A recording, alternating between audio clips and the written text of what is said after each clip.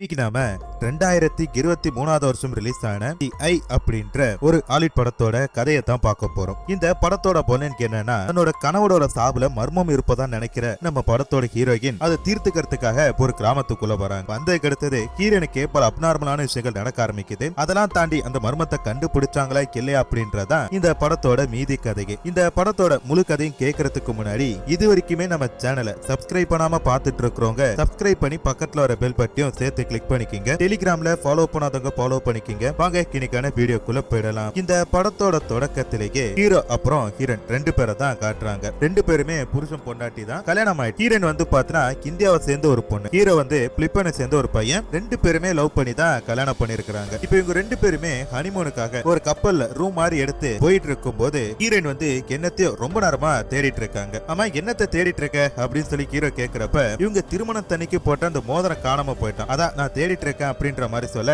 அது ஹீரோ என்ன சொல்றான், மோதிரம் போட்டோடனே நான் உன் கூட தானே இருக்கேன், எதுக்கு தேவையில்லாம நீ அதெல்லாம் தேடிட்டு இருக்க, இங்க வா அப்படின்ற மாதிரி சொல்லிட்டு ஹீரோயின் கிட்ட பேசிட்டு இருக்கிறான். அப்படி பேசிட்டு இருக்கும் போது டக்குனு ஹீரோயின் கிட்ட என் கையை பார்த்து ஒரு ஊது ஊது அப்படின்றா. எதுக்கு நான் இதை ஊதணும் அப்படின்றப்ப, ஊதுனா உனக்கு ஒரு சர்ப்ரைஸ் காட்டுருக்கு அப்படின்றப்ப ஹீரோனும் ஊதுறாங்க. என்னன்னு சொல்லி பார்த்தா காணாம போன மோதிரத்தை ஹீரோ தான் எடுத்து வச்சிருக்கான் போல இருக்கு. இதனால ஹீரோயின் திட்டுறாங்க. முன்னாடியே இதை சொல்லியிருந்தீனா இவ்வளவு நேரம் நான் தேடி இருக்க மாட்டேன், உன் கூட கொஞ்ச நேரம் பேசிட்டு இருந்திருப்பேன் அப்படின்ற மாதிரி சொல்ல, இப்ப என்ன பண்ண போறோம் அப்படின்னு சொல்லிட்டு இவங்க ரெண்டு பேரும் சந்தோஷமா இருக்காங்க. இல்ல ரொம்ப சந்தோஷமா இருக்கிறாங்க. இப்படி யாராச்சும் ஒருத்தங்க சந்தோஷமா இருந்தா அதை கெடுக்கிறதுக்குன்னு ஒருத்தங்க இருப்பாங்களே, அதே மாதிரிதான் இவங்க கப்பலோட ரூமோட கதவு வந்து பாத்தீங்கன்னா வெளில இருந்து ஒருத்தர் தட்டுறாரு. தட்டிட்டு என்ன சொல்றாரு, மேடம் உங்களுக்கு டைம் முடிஞ்சு போச்சு, நீங்க இறங்க வேண்டிய இடம் வந்துட்டு சீக்கிரம் வெளில வாங்க அப்படின்ற மாதிரி சொல்றாரு. அப்ப ஹீரோயின் எழுந்து போயிட்டு கதவை ஓபன் பண்ணும்போது நமக்கு தெரியுது இந்த இடத்துல ஹீரோவை காணோம். எங்கடா ஹீரோ அப்படின்னு சொல்லி கேட்டா, ஹீரோ கொஞ்ச நாளைக்கு முன்னாடி இறந்து போயிட்டாரு. ஹீரோவோட அஸ்தி எடுத்துட்டு அவங்க கூட இருந்த நாட்களும் எப்படி எல்லாம் பழகணும், எங்கெல்லாம் இருந்தோம், என்னெல்லாம் பண்ணோம் அப்படின்ற எல்லாத்தையுமே வந்து பாத்தீங்கன்னா ஹீரோயின் வந்து நினைவுபடுத்துறதுக்காக சுத்தி பாக்குறதுக்காக வந்திருக்கா போல இருக்கு. இப்ப ஹீரோயின் வந்து ஒரு குக் கிராமத்துக்கு போகணும். அந்த கிராமத்துக்கு போறதுக்கு பஸ் வசதி எல்லாம் இருக்கு. அந்த பஸ்ஸை கண்டுபிடிச்சு ஏறி உட்காந்துட்டு அவங்க ஹஸ்பண்ட் அனுப்புன அந்த கேசட் அதுல இருக்கிற சில வார்த்தைகளை கேட்டுட்டு அப்படியே அவங்க பயணம் போயிட்டு இருக்கும் போதுதான் இந்த கிராமத்தை பார்த்தும் ஹீரோனுக்கு ஒரு விஷயம் ஞாபகம் வருது. ஏன்னா ஒரு வாட்டி அவங்க ஹஸ்பண்ட் கூட இந்த கிராமத்துக்கு வந்திருக்காங்க சொன்னல, நிறைய இடத்த சுத்தி பார்த்தாங்க, அவங்க போகாத தெருவே கிடையாது. அப்படிப்பட்ட இடத்துல இப்ப அவங்க ஹஸ்பண்ட் இல்லாம இங்க போகணுமே அப்படின்ற மாதிரி சொல்லிட்டு நினைச்சு பார்த்துட்டு என்ன பண்றாங்க, ஒரு பாட்டியம்மாவை மீட் பண்றதுக்காக போறாங்க. இந்த பாட்டியம்மா தான் வீட்டை சில ரூம் இருக்கும், அந்த ரூம் எல்லாத்தையுமே வாடகை விட்டுட்டு இருக்காங்க. அதே மாதிரி போயிட்டு என்ன ஞாபகம் இருக்கா அப்படின்னு சொல்லி கேக்குறப்ப அந்த பாட்டியம்மா கீரனை சுத்தமா ஞாபகம் கிடையாது. யார் மணின்னு அப்படின்னு சொல்லி கேக்குறப்ப, எங்க போன வருஷம் தான் உங்களை பாக்குறதுக்காக வந்தேன்ல, என் ஹஸ்பண்ட் சார்லஸ் கூட வந்தா அப்படின்ற மாதிரி சொல்ல, ஆமா ஆமா அந்த பையன் கூட வந்து இல்ல, எப்படி இருக்கீங்க நல்லா இருக்கீங்களா, எங்க உங்க வீட்டுக்காரர் அப்படின்னு சொல்லி கேக்குறப்ப அவரு வரல, அவர் வேலையா இருக்கிறாரு, நான் வந்து பாத்தீங்கன்னா இன்னொரு வேலையா இந்த இடத்துக்கு வந்த இந்த இடத்துல ரூம் எடுத்து தங்கலாம் சொல்லி வந்திருக்கா அப்படின்றப்ப, சரி ரூம் இருக்கு வா அப்படின்னு சொல்லிட்டு அந்த பாட்டியம்மா கூட்டிட்டு போறாங்க. அப்படி கூட்டிட்டு போகும்போது அந்த வீட்டுல வயசான ஒரு தாத்தா இருக்கிறாரு. போன வாட்டி கீரன் வரும்போது இந்த தாத்தா நல்லா ஆக்டிவா நடந்துதான் இருந்தாரு. இப்ப சமீப காலமா அவர் படுத்த படிக்க வீல் சேர்ல உட்காந்துதான் வாழ்க்கைய போட்டிட்டு இருக்காரு போல இருக்கு. அவரு கிட்ட போயிட்டு எப்படி இருக்கீங்க அப்படின்னு சொல்லி கேக்குறப்ப டக்குனு கீரனோட கையை பிடிச்சிட்டாரு. கீரனுக்கு பக்குன்னு இருக்கு. உடனே அந்த வீட்டுக்காரமா என்ன பண்ணுது, இந்த கையை தட்டி விட்டுட்டு தப்பா எடுத்துக்காதுமா, இந்த ஆளுக்கு சில காலமா மனநல பாதிக்கப்பட்ட மாதிரி ஆயிட்டு நடக்க மாட்டாரு, வீல் சேர் தான் பயன்படுத்திட்டு இருக்காரு, உடம்பு வர ரொம்ப மோசமா இருக்கு அப்படின்ற மாதிரி சொல்லிட்டு அவங்க பொண்ணுக்காக ஒரு ரூம் எடுத்து கொடுக்குறாங்க. அந்த ரூமுக்குள்ள போனதும் ஹீரோனுக்கு என்ன நினைக்கிறா, அவங்க ஹஸ்பண்ட் கூட இருந்த அந்த நினைவுகளை நினைச்சு பார்த்துட்டு இருக்க அப்படியே கீழே இந்த பாட்டியம்மா என்ன பண்ணுது, கிச்சன்ல உட்காந்து சரக்கு அடிச்சுட்டு இப்ப எதுக்கு ஹீரோன் திருப்பி இங்க வந்தா, இனிமேட்டு இங்க என்ன நடக்க போகுது அப்படின்ற ஒரு பயத்தோட பேசிட்டு இருக்கு. என்ன பிரச்சனை அப்படின்றத நம்ம போக போக தெரிஞ்சுக்கலாம். இப்ப அப்படியே கட் பண்ண ஹீரோன் அவங்க ஹஸ்பண்ட் கேசட்டை கேட்டு அப்படியே வந்து பாத்தீங்கன்னா படுத்து தூங்கிட்டாங்க. நைட்டு நல்லா தூங்கிட்டு இருக்கும் போது யாரோ தங்க அந்த பொண்ணை தடவுற மாதிரி தெரியுது. ஏஞ்சி பார்க்கல. மறுநாள் விடிஞ்சிட்டு அப்பயுமே வந்து பாத்தீங்கன்னா யாரோ தங்க அந்த பொண்ணு மேல கை வைக்க டக்குனு ஹீரோன் கண்ணை மூச்சு பாக்குறா. பார்த்தா பீட்டர் அப்படின்னு சொல்லிட்டு ஒரு 7 வயசுல ஒரு பையன், நீ யாரா பூட்டின ரூம்குள்ள வந்து உட்காந்துருக்க அப்படின்னு சொல்லி கேட்டா, நான் இந்த வீட்டுல வந்து பார்த்தா தங்கி இருக்கேன், வீட்டுக்கு ஒரு கெஸ்ட் வந்திருக்காங்கன்னு சொன்னாங்க, அதான் உன்னை பாக்குறதுக்காக வந்தா அப்படின்ற மாதிரி சொல்ல, எது இந்த வீட்டுல தங்கி இருக்க, லாஸ்ட் இயர் வந்தப்போ நான் பாக்கலையே அப்படின்னு சொல்லிட்டு ஹீரோன் சொல்றாங்க. ஆமா லாஸ்ட் இயர் நான் லேட்டா தான் இந்த ஊருக்கு வந்தேன், எனக்கு உடம்பு சரியா, ஆனா எங்க தாத்தா பாட்டி என்ன நல்லா பாத்துக்கிறாங்க அப்படின்ற மாதிரி சொல்லிட்டு, உனக்கு டான்ஸ் ஆடி காட்டுட்டுமா அப்படின்னு சொல்லிட்டு இந்த பையன் டான்ஸ் ஆடி காட்டிட்டு இருக்கான். சரி சரி போதும், நான் வெளில கிளம்பணும், அப்புறமேட்டு உங்க கூட டான்ஸ் ஆடுறேன் அப்படின்ற மாதிரி சொல்லிட்டு ஹீரோன் என்ன பண்றா, குளிக்கிறதுக்காக பாத்ரூம் போறா. அங்க போய் பல்லு விளக்கிட்டு இருக்கு. அப்படி விளக்கிட்டு இருக்கும் போது கீழே ரோட்ல இருந்து யாரோ தங்க இந்த பொண்ணை பாக்குற மாதிரி தெரிய ஹீரோனுக்கு ஒரு மாதிரி வேடா இருக்கு. குளிச்சு முடிச்சிட்டு ட்ரெஸ் எல்லாம் மாத்திட்டு வெளில போகும்போது திடீர்னு அந்த இடத்துல வந்து பாத்தீங்கன்னா வெறும் தண்ணியா இருக்கிற மாதிரி தெரியுது. அந்த வீடு முழுக்க தண்ணியில முழுகின மாதிரி தெரியுது. டக்குன்னு பார்த்தா இது ஹீரோனுக்கு இருக்கிற கற்பனை தான். ஹீரோனுக்கு அடிக்கடி இந்த மாதிரி கற்பனை எல்லாம் வரும், அடிக்கடி கற்பனையா வரும். அதுக்கு என்ன ஏது அப்படின்றத படம் பார்த்து நம்ம தெரிஞ்சுக்கலாம். இப்ப அப்படியே கட் பண்ணா ஹீரோன் அந்த பாட்டியம்மா கிட்ட போயிட்டு, நான் வீட்டை விட்டு கொஞ்சம் வெளியே போறேன், வரத்துக்கு லேட் ஆகும் அப்படின்ற மாதிரி சொல்லிட்டு வெளியே ஒரு கறிக்கடைக்காரர் இருப்பாரு, அவரை பாக்குறாங்க. பார்த்துட்டு அப்படியே என்ன பண்றாங்க, நடந்து போறப்ப ஒரு பெல்லா இங்க இருந்து தப்பிச்சு ஓடுற மாதிரி தெரியுது. அதை பிடிக்கிறதுக்கு ஒரு பாட்டியம்மா கெஞ்சிட்டு இருக்காங்க. சரி உதவி பண்ணலாமே அப்படின்னு சொல்லிட்டு கீரன் அதை ஹெல்ப் பண்ண போறப்ப டக்குன்னு வந்து பாத்தீங்கன்னா அந்த பாட்டியம்மா கீரனை பார்த்து திட்டுறாங்க, முறைக்கிறாங்க. கீரனுக்கு ஒண்ணுமே புரியல. ஒருவேளை இது எல்லாமே நம்மளோட கற்பனையா தான் இருக்கும் அப்படின்ற மாதிரி சொல்லிட்டு ஒரு 2 வீலரை வாடகைக்கு எடுத்துட்டு கீரன் ஒரு காட்டை நோக்கி போயிட்டு இருக்காங்க. இந்த காடுகளுக்குள்ள போறப்ப கீரனுக்கு அவங்க ஹஸ்பண்டோட நினைப்பு வருது. அதாவது இவங்க வந்து பாத்தீங்கன்னா இந்த நாடா ஊரா போயிட்டு அங்க இருக்கிற ஹிடன் பிளேஸ தேடி கண்டுபிடிச்சு அது வீடியோவா எடுக்கிற மாதிரி சில வேலைகளை பண்ணிட்டு இருந்தாங்க. அதே மாதிரி தான் இந்த கிராமத்துக்கும் வந்திருப்பாங்க. அப்படி வரும்போது இந்த கிராமத்துல காட்டுக்கு நடுவுல வந்து பாத்தீங்கன்னா ஒரு குட்டியோண்டு ஒரு வீடு இருக்கும் மலை மேல. அந்த வீட்டுக்குள்ள போய் பார்த்தா விசித்திரமான ஓவியங்கள்லாம் இருக்கிறதா பாக்குறாங்க. ஆமா இதுக்கு யாரோட வீடு, எப்படி இந்த மாதிரி ஓவியங்கள்லாம் இருக்கு அப்படின்னு சொல்லிட்டு ஹீரன் கேக்குறப்ப இது வந்து பாத்தீங்கன்னா ரிச்சுவல் பண்றதுக்காக பயன்படுத்துவாங்க போல இருக்கு, நிறைய பிளாக் மேஜிக் பண்றவங்க இந்த இடத்துக்கு வருவாங்க போல இருக்கு அப்படின்ற மாதிரி ஹீரன் சொல்லிட்டு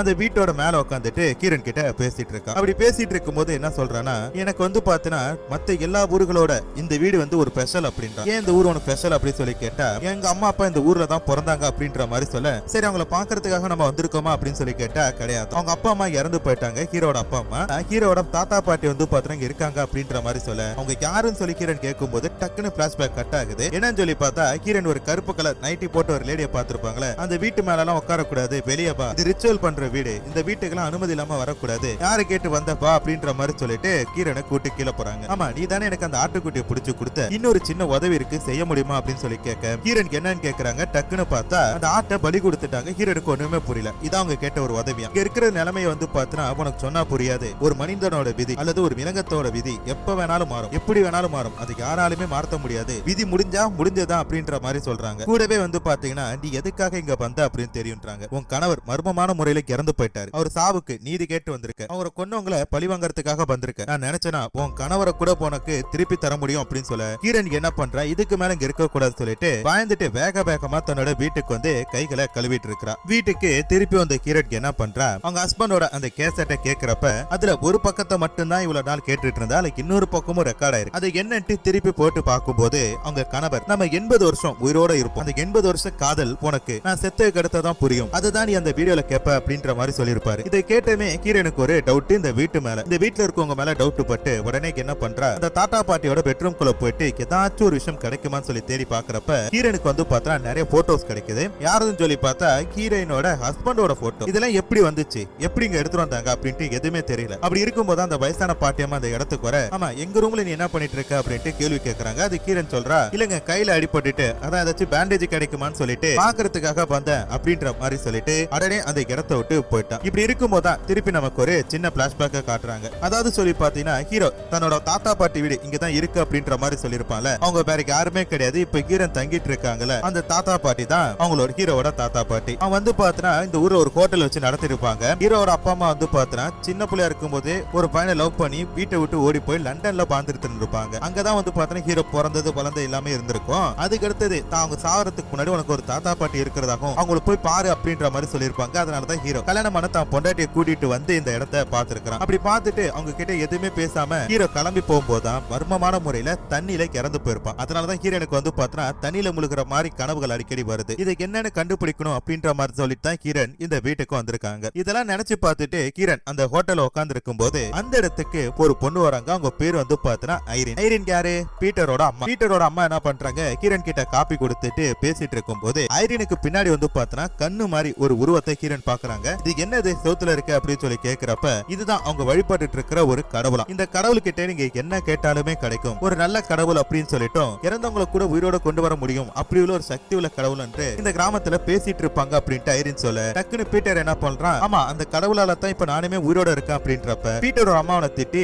வீட்டுக்குள்ள அனுப்பி வைக்கிறாங்க. இதுக்கு அடுத்ததா ஹீரனுக்கு என்ன பண்றா, வேகமா அந்த பாட்டியம்மா போய் பாக்குறதுக்காக போறாங்க. அங்க போன அடுத்தது உங்களை பத்தி இப்பதான் நான் தெரிஞ்சுக்கிட்டேன், உண்மையாலே இறந்தவங்களும் உங்களால உயிரோட கொண்டு வர முடியுமா அப்படின்னு சொல்லி கேட்கிறப்ப டக்குன்னு அந்த பாட்டியம்மா என்ன பண்றாங்க, ஹீரன் கையில ஒரு முட்டையை கொடுத்து அந்த முட்டையை உடைச்சு ஒரு பாத்திரத்துல ஊத்து அப்படின்றாங்க. ஹீரனை ஊத்திட்டாங்க. ஊத்துனக்கு அடுத்தது அதுல இருந்து ஒரு கோழி குஞ்சு உருவாக்க முடியுமா அப்படின்னு சொல்லி கேட்டா அது எப்படி முடியும், முடியவே முடியாது அப்படின்னு சொல்லி ஹீரன் சொல்றப்ப என்னால முடியும், என் சக்தியால முடியும், என்கிட்ட இருக்க சக்தி மூலமா இறந்தவங்களை உயிரோட கொண்டு வர முடியும், உடைஞ்சு போன ஒரு கருவில இருந்து ஒரு உயிரினத்தை கொண்டு வர முடியும், என்கிட்ட அப்படி ஒரு சக்தி இருக்கு அப்படின்னு சொல்லிட்டு இவங்க பிரம்மாண்டப்படுத்தி பேச ஹீரன் அதெல்லாம் யோசிச்சு பார்த்துட்டு அப்படியே நடந்து வந்துட்டு இருக்காங்க. அப்படி வந்துட்டு இருக்கும் போது அந்த முட்டு சந்தில அந்த கறிக்கடைக்காரனும் பீட்டரோட அம்மாவும் வந்து பாத்துறா கொஞ்சம் அப்படி இப்படி இருக்கிறத பாக்குறாங்க. ஹீரனுக்கு ஒண்ணுமே புரியல, என்னடா பட்டா பார்க்கல பப்ளிக்கான ஒரு இடத்துல இப்படி இருக்கீங்களா அப்படின்னு சொல்லிட்டு இந்த கிராமத்துல எல்லாமே வினோதமா தான் இருக்கு அப்படின்னு சொல்லிட்டு ஹீரன் யோசிச்சுட்டே என்ன பண்றாங்க, பண்றாங்க, தன்னோட வீட்டுக்கு போயிட்டாங்க. சோ வீட்டுக்கு போன அடுத்தது ஹீரோனுக்கு வந்து பாத்தீங்கன்னா ஹீரோ பத்தி ஒரு ஞாபகம் வருது. அதாவது ஹீரோன் குளிச்சுட்டு வரும்போது ஹீரோக்கு என்ன பண்ணிருப்பான், பக்கத்து வீட்டுல இருக்கிற அந்த தாத்தா பாட்டிக்கு என்ன பேசுறாங்க அப்படின்னு சொல்லிட்டு தான் ரூம்ல இருந்து ஒட்டு கேட்டுட்டு இருப்பான். அதை ஹீரோனு கேட்க சொல்றப்ப அவங்க என்ன சொல்றாங்கன்னா,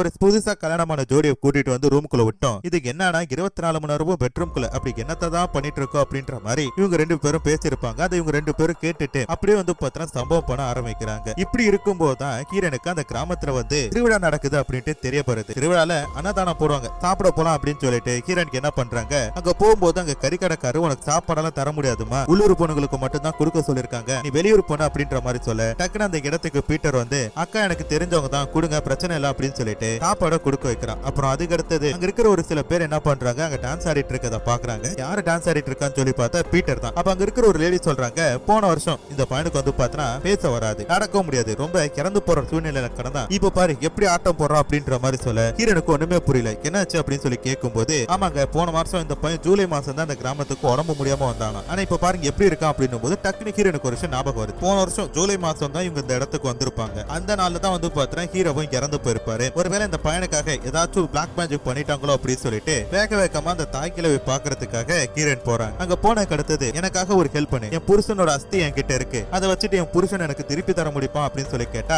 வாய்ப்பே இல்லைன்ட்டாங்க. ஏன்னா உடம்பு இருந்தாலாச்சும் ஏதாச்சும் பண்ண முடியும், வெறும் சாம்பல் வச்சுட்டு என்னால என்னமா பண்ண முடியும் அப்படின்ற மாதிரி சொல்லிட்டு ஹீரோன் கிட்ட சொல்ல ஹீரோன் வந்து அடுத்து வழியே கிடையாதா அப்படின்றாங்க. ஒரே ஒரு பலி இருக்கு, இறந்து போன உன் ஹஸ்பண்டோட ஆபி வந்து பாத்தீங்கன்னா என்னால வேறத்தவங்க மூலமா ஏபி விட முடியும், ஏன் ஓ மேல கூட என்னால ஏபி விட முடியும், ஆனா அதுக்கு ஒரு 3 நாள் டைம் ஆகும் அப்படின்னு சொல்லிட்டு ஹீரோனோட கண்ணீர்ல இருந்து வந்து பாத்தீங்கன்னா ஒரு கிளிசரின் தயாரிக்கிறாங்க. அது ஹீரோனை குடிக்க சொல்லிட்டு அது மூலமா வந்து பாத்தீங்கன்னா 3 நாள் டைம் கொடுக்குறாங்க. இப்படி இருக்கும்போது தான் 2 நாள் கிட்டத்தட்ட போயிட்டு இப்ப ஹீரோன் வந்து வீட்டுக்கு போகும்போது பீட்டர் ஸ்கூல் விட்டு நடந்து வந்துட்டு இருக்கா. அவனை கூட்டிட்டு எங்க போறாங்கன்னா அந்த மலை இருக்கு தெரியுமா, அந்த மலை மேல ஒரு வீடு இருக்கு பாருங்க, அந்த வீட்டுக்கு கூட்டிட்டு போறாங்க. அங்க போன கருத்து பீட்டர் கிட்ட கேக்குறாங்க, அவன் உனக்கு ஏதோ ஒரு பிளாக் மேஜிக் பண்ணி தான் உனக்கு உயிரோட கொண்டு வந்தான்னு சொன்னாங்களே, அப்படிலாம் என்னடா அப்படின்னு சொல்லி கேக்குறப்ப அதை பத்தி எனக்கு பெருசா தெரியாது, ஆனா எங்க பாட்டியும் அம்மாவுக்கு என்ன பேசிப்பாங்கன்னா நமக்கு தெரிந்த ஒருத்தரை பலி கொடுத்தனால தான் நான் உயிரோட இருக்கேன் அப்படின்ற மாதிரி சொன்னதா சொல்ல ஹீரோனுக்கு புரிஞ்சு போச்சு. ஏன்னா ரத்த சம்பந்தப்பட்ட ஒருத்தவங்களை பலி கொடுக்கணும் அப்படின்னு சொல்லிட்டு அந்த கருப்பு நைட்டி போட்டு அந்த தாய் கிளம்பி சொல்லிருப்பா. அப்ப அந்த பெரிய ஹீரோ வந்து பாத்தீங்கன்னா இவங்களுக்கு ரத்த சொந்தம் தானே, அதனால தான் பலி கொடுத்துட்டாங்க அப்படின்னு சொல்லிட்டு கோவப்படுறாங்க.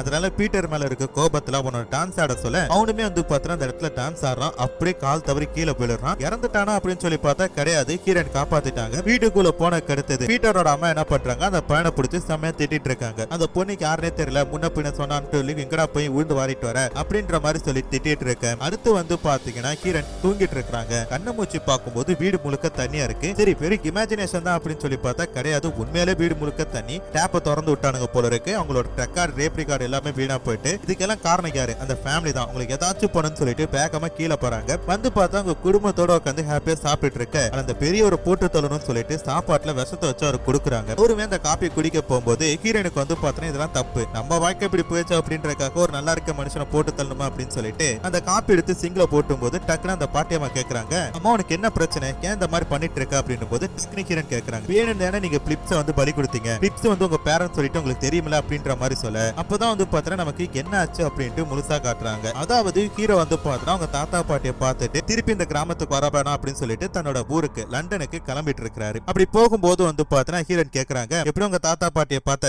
என்ன அவங்க கிட்ட நீ பேசல அப்படின்ற ஒரு வருத்தம் தானே, கவலைப்படாத, அதுக்கு பத்தி நான் உன் கூட இருக்கேன், கடைசி வரைக்கும் உன் கூட இருப்பேன் அப்படின்ற மாதிரி சத்தியம் பண்றாங்க. ஹீரோக்கு வந்து பார்த்தீங்கன்னா இந்த ஊர் தண்ணியில ஒரே ஒரு வாட்டி குளிக்கணும்னு தோணுது. அதனால கடற்கரைக்கு போவோம்னு சொல்லிட்டு கடற்கரையில போய் குளிக்கிறதுக்காக ஹீரோனை கூப்பிட ஹீரோன் என்ன சொல்றாங்க, இல்லப்பா நான் வரல, நீ போய் குளிச்சுட்டு வா, எனக்கு உடம்பு வலிக்குது, அந்த இடத்துல படுத்திருக்கேன், குளிச்சுட்டு வந்து எனக்கு எழுப்பு அப்படின்ற மாதிரி சொல்லிட்டு ஹீரோன் கரையில படுக்க ஹீரோக்கு என்ன பண்றாரு, அப்படியே கடலுக்குள்ள போனவரு அங்கே முழுகி கிறந்து போயிட்டாரு. இதெல்லாம் வந்து பார்த்தீங்கன்னா சொல்லிட்டு இருக்காங்க. அப்படியே வந்து பார்த்தீங்கன்னா அடுத்த நிமிஷமே இவங்க எல்லாருமே கூட்டிட்டு ஹீரோனுக்கு என்ன பண்றாங்கன்னா அதே கடலுக்கு ஒரு போட்ல போயிட்டு இருக்காங்க. பீட்டர் அந்த பக்கம் டான்ஸ் ஆடிட்டு இருக்காங்க. வேணும் தானே இந்த மாதிரி சடங்கு பண்ணீங்க அப்படின்னு சொல்லி ஹீரோன் கேக்குறப்ப அந்த பாட்டியம்மா கிட்ட அதுக்கு அந்த பாட்டியம்மா என்ன சொல்றாங்கன்னா, என் ரத்த சொந்தத்தை பலி கொடுக்கணும் அப்படின்ற மாதிரி சொன்னாங்க, ஆனா அது என்னால முடியாது அப்படின்னு சொன்னனால அவனை காப்பாத்திரலாம், பிரச்சனை இல்லைன்னு சொன்னாங்க, அதனால தான் இந்த சடங்குக்கு நான் ஒத்துக்கிட்டேனே தவிர வேணும்னே அவனை கொலை பண்ணணும்ட்டு எனக்கு என்ன கிடையாது அப்படின்ற மாதிரி சொல்றாங்க. அது மட்டும் இல்லாம அவன் உயிர் பழைக்க மாட்டான்னு எனக்கு தெரியவே தெரியல அப்படின்னு சொல்றாங்க. இப்படி மாறி மாறி ஹீரோனும் அந்த பாட்டியம்மாவும் சண்டை போட்டுட்டு இருக்கிறப்ப எனக்கு ஒரு சந்தேகம், எதுக்கு வந்து பீட்டரை காப்பாத்தணும்ன்றதுக்காக அந்த பையனை கொலை பண்ணாங்க ஹீரோவா அப்படின்னு சொல்லி பார்த்தா ரெண்டு பேருமே பேர பசங்க தான். என்ன ஹீரோ வந்து பாத்தீங்கன்னா அவங்க அப்பா அம்மா சொல்லாம கொல்லாம கல்யாணம் பண்ணிக்கிட்டாங்க அப்படின்றனால போட்டு தள்ளி இருக்கலாம். பீட்டர் வந்து பாத்தா அவங்க அப்பா அம்மா கூட நல்லா இருக்கணும் அப்படின்றக்காக காப்பாத்திருக்கலாம் அப்படின்ட்டு நமக்கு தோணுது. இப்படி மாறி மாறி சண்டை போட்டுட்டு இருக்கும் போது பீட்டர் என்ன பண்றானா கால் தவறி தண்ணியில விழுந்துட்டான். ஹீரோன் ஃபர்ஸ்ட் காப்பாத்த வேணா நினைக்கிறாங்க. பட் காப்பாத்தி அந்த பையனை வந்து பாத்தீங்கன்னா சேவ் பண்றாங்க. இங்க நடக்கிற எல்லாத்துக்கும் காரணம் யாரு? அந்த கருப்பு கலர் நைட்டி போட்ட பொண்ணு தான். அவளால தான் வந்து பாத்தீங்கன்னா இவ்வளவு பிரச்சனை வருது. அவளுக்கு என்ன பண்றேன் பாரு அப்படின்னு சொல்லிட்டு ஹீரோயின் வேகமா அவளை பழி வாங்குறதுக்காக போறாங்க. அங்க போயிட்டு அந்த கருப்பு கலர் லேடிய கட்டை எடுத்து அடிக்கும் போது ஹீரோனுக்கு புரியுது இது எல்லாமே கற்பனை. அந்த கருப்பு கலர் லேடி ஒரிஜினல் கிடையாது, எல்லாமே கற்பனை.